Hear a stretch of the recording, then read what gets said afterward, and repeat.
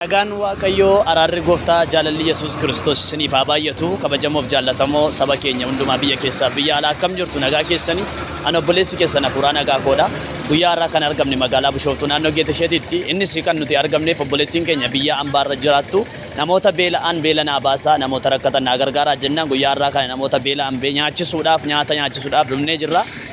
Suura isaanii duraaf duubaan isin agarsiifna yeroo kaafnu yeroo gargaaru yeroo isaan nyaatanii nu hordofaa nu faana turaa isiniin jechuu jaallanna. Galatoomaa ulfaadhaa Waaqayyo bara. Yoo jaalalli gooftaa keenya Yesuus Kiristoos isiniif haa baay'atu. Kabajamoodhaaf jaallatamoo maatii Waaqayyoo. Guyyaa har'aa kana Waaqayyo nu gargaaree namoota rakkatan iddoo isaanitti kufan iddoo isaanitti dadhabanii madaadhaan isaanii wajjin dhaqee suuraa kaasee kan isin agarsiisaa ture.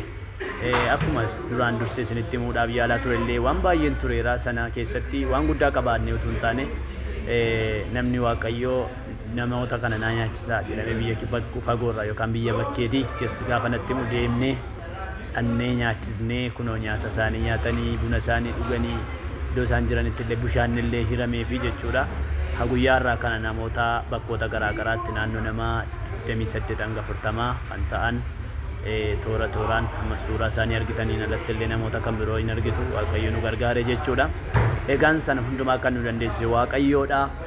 Namoonni kun yaala ga'aallee kan hin arganne jiru iddoo hin taanetti gatamanii humni baajata keenya hin dandeenye yaala ga'aa kan argachuu barbaachisu namoota akka isin suuraa irratti argitan madaa qaban madaan dhanna isaanii illee ulfuudhuuf itti bu'uuf kan nama jibbisiisu jechuudha. Haa ta'u gaa namni nama waan ta'eef madaasaa sana yaaluun dirqama keenyaadha.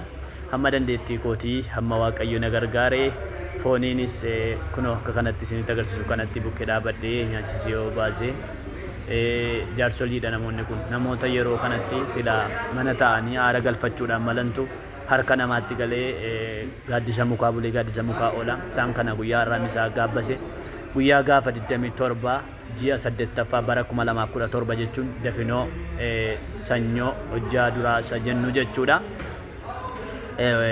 Wiixata isa nuti jennu sana jechuudha. Kunoo nyaatti nyaatanii aara galfatanii nuti toleera jedhanii isaanillee kunoo akka kanatti taa'atii jiru. Isinis argaa jirtu. Waaqayyo bara keessan jireenya keessan eebbisu haala gaariidhaan anaan na gammachiiseera. Isinii maal akkasin jettanii hin beeku.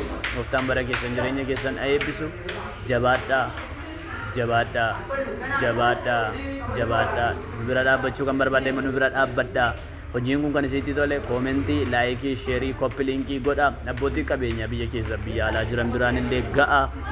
Namoota bor har'a buddeen nyaachifne bor immoo uffatatti uwwisuu akka dandeenyutti yoo isin marare yoo isin itti tole jechuudha. Har'a buddeen nyaachisne walftaan uffatatti bituu akka dandeenyutti wanta keessa buleen nu bukkee dhaabbadhaan isiniin jechuu jaalladha. Daa'imoonni yeroo kanatti karaarra jiran jiru. Daa'imoota sana kaafne buddeen nyaachifne irraa kunoo daa'imoota isin argitan kuni namoota rakkina garaagaraatiin hubamanii jiran abbaa fi haadha kan hin qabne lafa onaarra kan jiranidha. Namoonni isin argitan kun kunoo argaa jirtan kun toora tooraan illee dhufanii ol galaa jiran kun jiru. Isaan kana hundumaa akka isaanii nyaatan gooneerra jechuudha. Kana keessatti egaa Waaqayyootu nu gargaare. Waaqayyo isa nu gargaareef galanni haa ta'u. Isinis immoo jabaadhaa nu bira dhaabbadhaa mul'ata keenya deeggaraa. Akkasuma Paaster Sirriiqaa hundeessaa waldaa amantoota lubbuu oolchaa magaalaa Bishooftuu duukaa jiru. Isaanillee nu wajjin kunoo dadhabaa jiru. Beela'uudhaan dadhabuudhaan nu faana dadhabaa jiru. Akkasuma daaqunii waldaa keenyaa baay'ee naman jaalladhu na duukaa jira. Innis kunoo yaadataa jedhama. Akkasuma kunoo baajaajiin kun baajaajonni isin argitan kun baajaajota isaan keessaa harcaaranii baajaajii afuriidha kan namoonni kun dhudhufanii.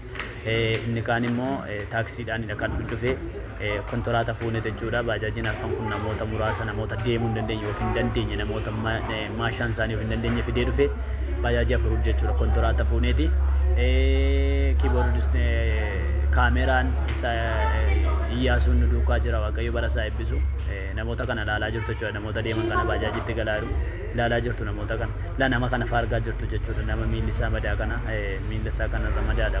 Waaqayyos kan argu namis kan argu kun iddoo kanaati kan sassaabne. Jaarsoliin kun sa'aatii kana bakkii kana buluun qaban turani. Waaqayyo na gargaare qabeenya qabaanne miti.